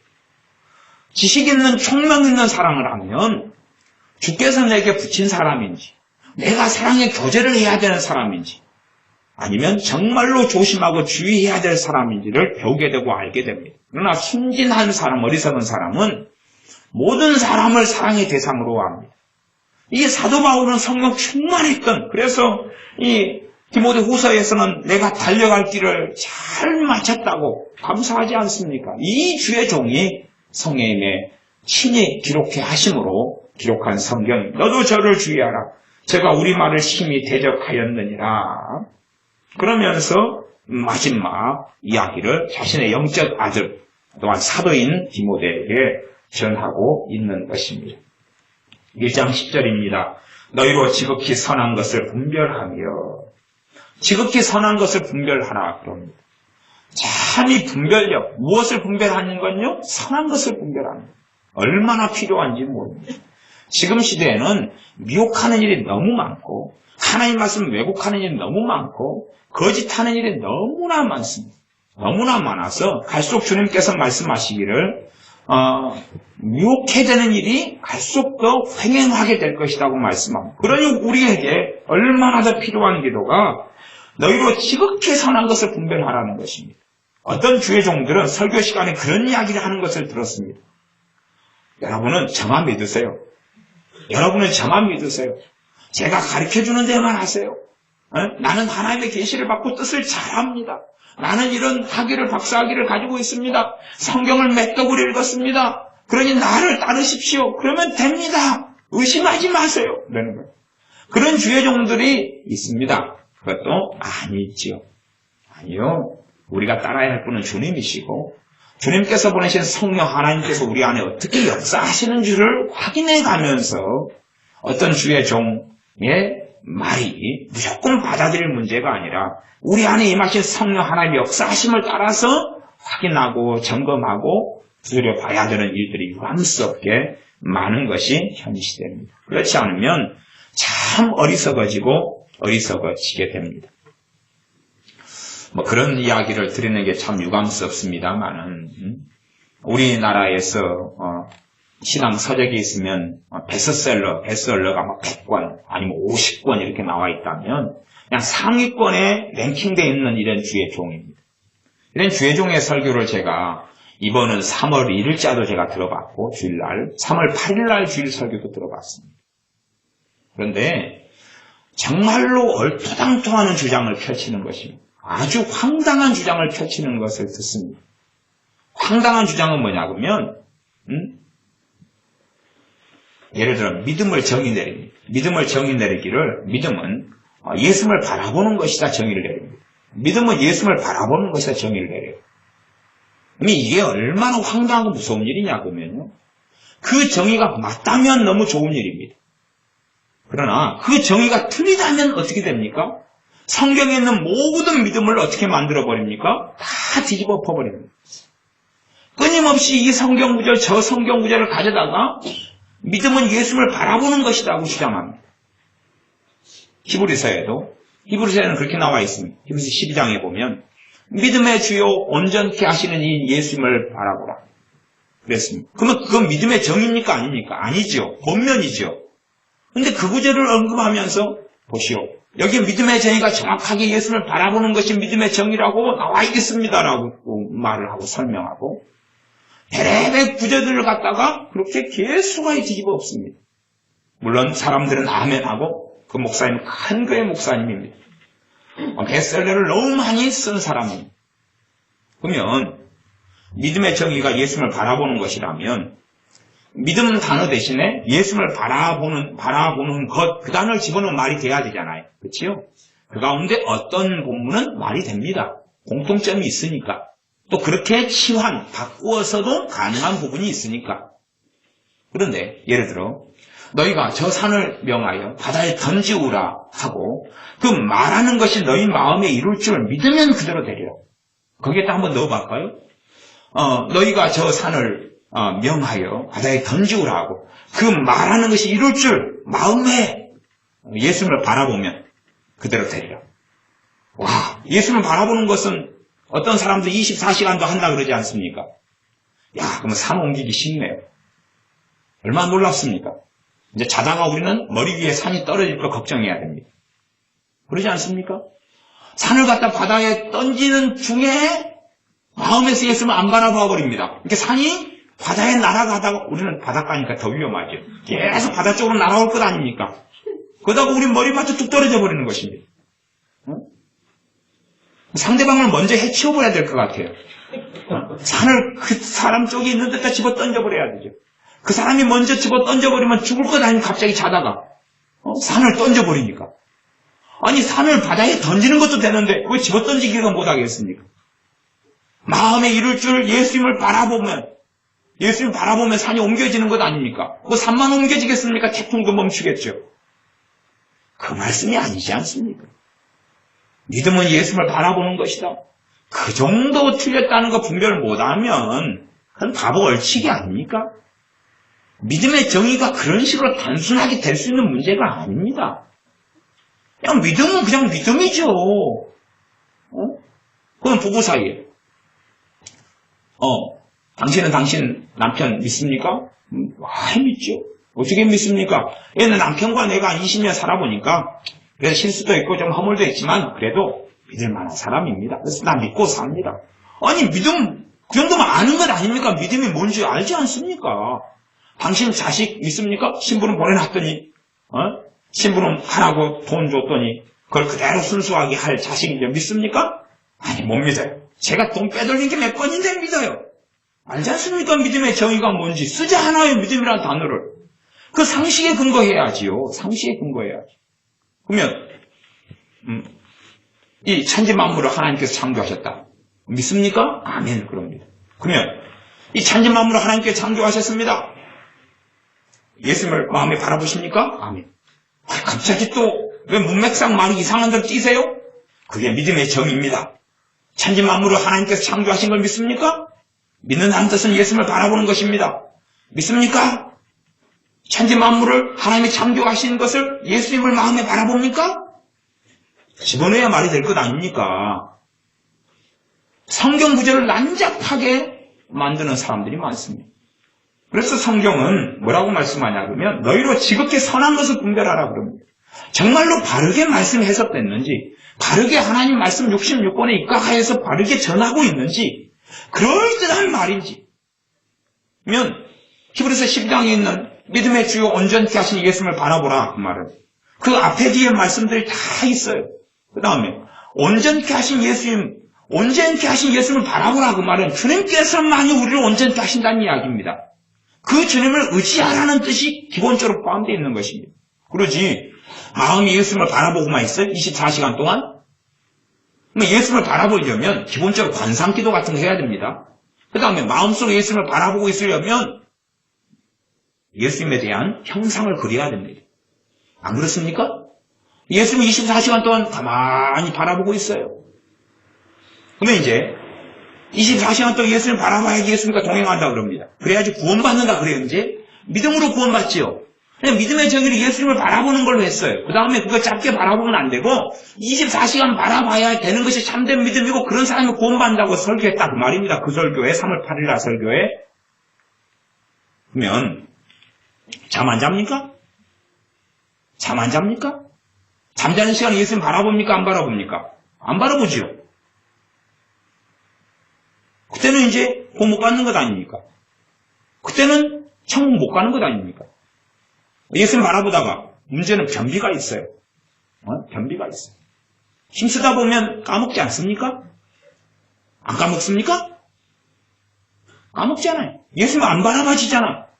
하루에도 이제 100번씩도 구원을 받았다가 못 받았다가 받았다가 이제 바라보면 구원받고 안 바라보면 못 받고 바라보면 받고 안 바라보면 못 받고 그렇게 생각해야 되겠네요. 불뱀이 사람들을 광야에서 물었어요. 노뱀을 바라보면 치유가 됐죠? 노뱀을 바라봤더니 어이구 불뱀한테 물린 것이 다 치웠어. 어이구 감사해요 할렐루야. 그러다가 고개를 노뱀에서 돌렸더니 다시 독이 올라와요. 바라봤더니 독이 사라져요. 걸렸더니 독이 올라와요. 바라봤더니 독이 사라져요. 그러는 것입니까? 이 황당한 이야기를 믿지 마십시오. 그럴듯한 이야기 참 무섭습니다. 그 정의가 맞으면 다른 말씀에 다 그 정의를 집어넣으면 말이 되는 것이에요. 왜 같은 이야기입니까? 믿음은 순종이다? 이거요. 한 걸음 나아가면 성화 구원론, 행위 구원론에 대해서 구원에 대한 주님의 말씀 완전히 무너뜨리게 됩니다. 그럴듯하지만 그래서 어떤 말씀에는 믿음 대신 순종을 집어넣으면 말이 됩니다. 왜? 그런 부분에서 전한 말씀들이 많이 있거든요. 그러나 믿음 대신에 순종을 집어넣어가지고 전혀 말이 안 되는 부분들이 발견되면, 그것도 많이 발견되면 그건 같은 의미는 아니라는 것입니다. 믿음은 믿음이고 순종은 순종이죠. 너 믿기만 하라. 그래야면 하나님 구원을 보리라. 순종하기만 하라. 그래야면 구원을 보리라. 그러면 좀 말이 되는 것 같아요? 되는 것 같아요. 그러면 그러면서 말씀하는 대상에게 순종을 요구한 게 없어요. 문제는 그것이에요 또. 그러니 하나님 말씀이 얼마나 이 선한 말씀을 분별해 가야 됩니다. 어리석고 그럴듯하게 막 갈수록 더 심화돼서 이야기합니다. 갈수록 심화돼서. 어떤 목사 예수님을 1000번을 만났답니다. 1000번을 만나가지고 때도 쓰고 1000번을 만나가 천국에 갔더니 사도 바울이 뭐라고 야단도 치고 그런 걸 해가지고 별의별 거 듣고 하고 지옥에 갔더니 지옥에 아담과 하와가 있더라. 이 아담과 하와가 있다가 천국에 가보니까 천국에도 아담과 하와가 있더래요. 그래서 놀래가지고 왜 지옥에도 아담과 하와가 있고 천국에도 아담과 하와가 있는가 했더니 하나님께서 아담과 하와를 기념하려고 천사로 아담과 하와를 만들어놨다는 거예요. 갖고 천국에 간 사람들이 아담과 하와를 봤다는 사람들 사실 천사 아담과 하와를 본 거래요. 이런 얼쿠덩텅이 이야기부터 시작했어. 지옥에 갔더니 누구를 만났는데 누가 막 어쩌더라. 예를 들어 지옥에 갔더니 또 1000번을 예수님 만났다는 그 양반은 칼빈 그 목사님이 지옥에 있는 걸 만났대. 칼빈 목사님 그렇게 이야기하더랍니다. 나는 하나님의 예수님의 말씀보다 인간인 사도 바울의 말을 더 믿었기 때문에 지옥에 왔다 그래요. 사도 바울이 인간의 말을 기록했어요? 이게요, 성령의 감화 감동으로 성경을 기록한다는 그것을 정말로 성령의 놀라운 임재를 경험한 사람이야 그걸 이해합니다. 그걸 경험하지 못한 사람은요, 인간 바울이 성경을 쓴 거예요. 인간 바울이 글을 기록한 거라고 생각합니다.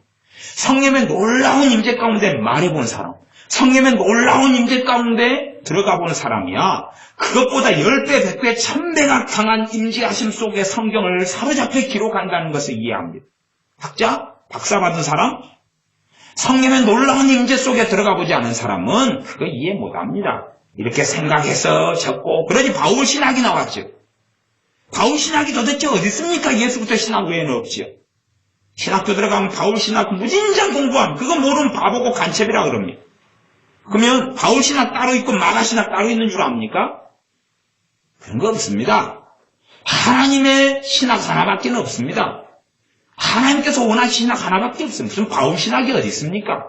바울을 통하여 하나님 말씀하셨고, 마가를 통하여 말씀하셨고 누가를 통하여 말씀하신 것이지. 요한을 통하여 말씀하신 것이지. 무슨 요한 신학이 어디 있습니까?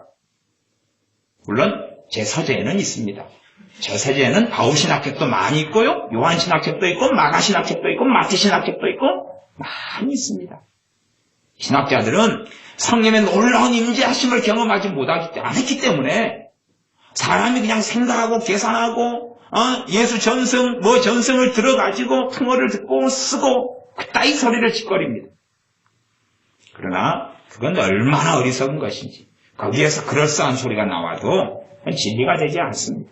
심지어 맞는 이야기가 나와도 성령의 역사하심 없는 맞는 이야기는 생명이 없는 죽은 시체에 불과하게 됩니다. 그래서 우리는 1장 10절에 너희로 지극히 선한 것을 분별하며 이 믿음이 잘 성장해 오는 빌립보 교회라도 선한 것을 분별한 분별력이 반드시 필요하다는 이야기. 왜요? 유혹될 수 있고 넘어질 수 있고 어리석어질 수 있습니다. 오죽하면 사도행전에는 사도 바울이 에베소에 있는 장로님들 주의 종들을 청해가지고 문제는 당신들 가운데서라도 이 믿음이 성장하고 주님을 깊이 알고 성령 충만한 당신들 속에서도 이단 사이비가 나올 것이다 그랬습니다. 그래서 슬퍼하고 탄식했습니다. 그것이 사도행전에 기록되어 있다 그 말입니다. 그러면 이 빌립보 교회라도 지금은 믿음이 좋고 섰지만 선한 것을 분별하는 분별력이 없으면 어떻게 나중에 될런지 알겠습니다. 그래서 기도를 그렇게 사도 바울은 성령의 역사하심을 통하여 지극히 선한 것을 분별하게 해달라고 기도하는 것입니다. 또 진실하여 허물 없이 그리스도의 날까지 이르게 해달라 기도합니다. 우리는 다 허물을 가집니다. 근데 그 허물이 단기적으로 끝날지 아니면 그 허물이 우리의 발목을 계속 잡아서 주님을 알고 주님과 동행하는데 심각한 올무가 될 법이런지 우리는 잘 알지 못합니다. 그래서 어떤 기도를 해줍니까? 허물이 없이 그리스도의 날까 주님 만날 때까지 허물을 벗어나고 죄를 벗어나고 심각한 허물의 함정을 피하고 온갖 얽매였던 것을 벗어버리고 하는 히브리서 12장의 말씀처럼 너희를 얽어매는 죄를 벗어버리라 하는 것이 이루어질 수 있도록 그런 허물이 없어지기를 기도하는 것입니다. 11절 예수 그리스도로 말미암아 의의 열매가 가득하여 예수님을 통하여 의의 열매가 가득하기를 기도하는 것입니다. 의의 열매요? 우리의 작정, 우리의 헌신, 우리의 봉사로 의의 열매가 맺혀지지 않습니다. 누구를 통해서입니까? 주 예수님을 통해서만이 의의 열매를 맺습니다. 의는 하나님이 기뻐하시는 것입니다. 하나님이 원하시는 삶의 열매, 하나님이 기뻐하시는 마음의 열매, 순종의 열매, 믿음의 열매, 사랑의 열매, 소망의 열매, 의의 열매, 의의 열매가 예수님을 통해서 많이 맺힙니다. 우리 자신을 통해서 맺히는 게 아니라 우리의 능력과 우리의 경건성을 통하여 맺히는 것이 아니라 우리 주 예수님을 통하여서 의의 열매가 가득하기를 기도합니다. 그래서 그 결과로 하나님의 영광과 찬송이 되게 하시기를 구합니다. 너희들이 예수님을 통하여 의의 열매가 가득해서 하나님의 영광과 찬송이 되게 하시기를 기도합니다. 그래서 우리가 이 기도의 내용들을 살펴보면서 이것이 정말 우리에게 필요하구나. 나아가서 내 사랑하는 교우들에게 이 기도가 정말 필요하고 우리가 무엇이 필요하다고 생각한다 할지라도 정말로 주님께서 중요시 여기는 기도들이 우리의 기도의 우선순위 속에 들어올 때에 우리가 뭔가 이제는 좀 알고 있다 이런 사람이 될 것입니다. 기도하겠습니다. 아버지 하나님, 우리는 우리가 기도하고 싶은 것 또한 심지어 우리의 현실의 문제를 가지고 많이 기도하지만 실제로 하나님의 나라와 하나님의 의를 구하는 기도가 우리의 이 필요한 모든 것을 채우는 기도라 말씀하신 것처럼 구체적인 기도의 내용들을 우리가 또한 살펴봅니다. 그리하오니 오늘의 말씀을 통하여 우리의 사랑이 지식과 모든 총명으로 점점점 풍성케 되게 하여 주시옵소서. 우리가 사랑의 삶을 살게 하시되 하나님의 사랑을 단지 진리가 없는 자기 본의적인 하나님의 사랑으로 왜곡하고 곡해하는 것이 아니라 하나님의 참된 지식과 또한 총명을 통하여서 하나님의 사랑이 무엇인지 알며 그 사랑을 누리게 하시고 또한 하나님께서 명령하신 사랑을 우리가 지식과 총명이 없는 사랑으로 어리석은 사랑으로 가지 아니하고 진리의 사랑을 하게 하여 주시옵소서. 우리가 지극히 선한 것을 분별할 수 있는, 무엇보다 선한 것인 진리의 말씀을 분별할 수 있는 지혜와 지각을 가진 사람들이 되어지게 하여 주셔서 잘못된 성경 해석과 잘못된 말씀의 이해 올무에서 벗어나서 참된 것을 먹고 마시며 진리의 능력, 말씀의 능력을 경험하고 살게 하여 주시옵소서. 진실하여 허물 없이 주님께서 오실 때까지 살도록 도와주시기를 원합니다. 우리의 힘으로 허물을 벗기 어려우며 숨을 허물에서 벗어나기 어렵습니다. 그러므로 우리를 숨은 허물에서 벗어나게 하시며 우리의 얽매이는 죄들을 벗게 하여 주시고 우리가 허물이 없이 주님 배울 그날에는 우리의 죄가, 우리의 죄된 습관들이 떨구어지고 주님을 기쁘시게 하는 가운데 주님을 뵙게 하여 주시옵소서. 우리가 주님 때문에 의의 열매를 가득하게 맺을 수 있습니다. 주님을 신뢰하고 주님을 의지하고 주님과 함께 살고 주님을 사랑하며 주의 말씀을 붙잡고 살 때에야 의의 열매를 가득하게 맺을 수 있사오매 의의 열매를 가득하게 맺어서 아버지 하나님께서 보실 때에 내가 기쁘다. 너가 그 의의 열매를 가득히 맺는 그 삶이 바로 나에 대한 찬양이고 찬송이다. 영광이다. 말씀하시는 그러한 삶을 살게 하여 주시옵소서. 예수님의 이름으로 기도하옵나이다. 아멘. 같이 말씀 붙잡고 하나님께 기도하겠습니다.